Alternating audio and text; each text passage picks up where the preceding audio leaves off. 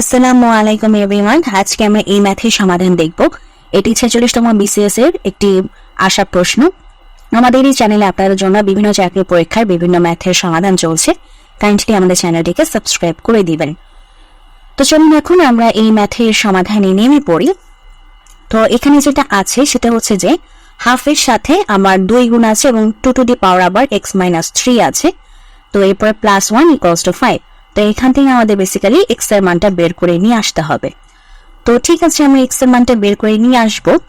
তো এখন আমরা সমাধানে নেমে পড়ি। তো এখানে দেখেন, এখানে ফার্স্টে কি আছে, হাফ আছে, তাই না? হাফকে আমরা লিখতে পারি না 2 টু দি পাওয়ার -1। হ্যাঁ, 2 টু দি পাওয়ার -1 মানে কি? 2 টু দি পাওয়ার -1 মানে হচ্ছে 1/2 টু দি পাওয়ার 1। এটাই তো হচ্ছে 2 to the power -1। R 2 to the পাওয়ার 1 মানে হচ্ছে 2। So half. তার মানে আমরা হাফের বদলে লিখতে পারি 2 টু দি পাওয়ার -1। তো 2 টু দি পাওয়ার -1 লিখলাম, আর এখানে থাকলো আমাদের গুণ আকারে 2 টু দি পাওয়ার x-3।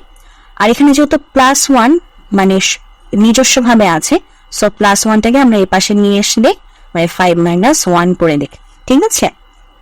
আচ্ছা, তো এখন আমাদের যেহেতু এখানে 2 মিলে গেছে, তো আমরা এখন 2টাকে কমন নিয়ে নিতে পারি। কমন নিয়ে নিলে আমাদের উপরে যে পাওয়ারটা আছে, আমাদের পাওয়ার, এবং যেহেতু গুণ আকারে আছে, সো আমাদের এখন কি হবে, পাওয়ারে পাওয়ারে যোগ হবে।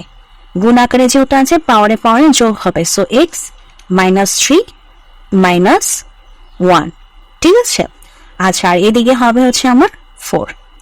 তো এখন আমার এখানে মান কত আসে, 2 টু দি পাওয়ার x-4।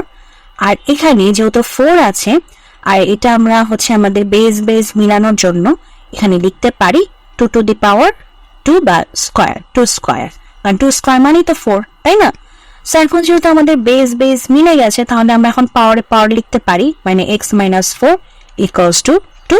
তো এখান থেকে আমাদের x এর মান কত আসে, 4 + 2, অর্থাৎ x এর মান হচ্ছে আমাদের 6। এটাই হচ্ছে আমাদের ম্যাথের সমাধান।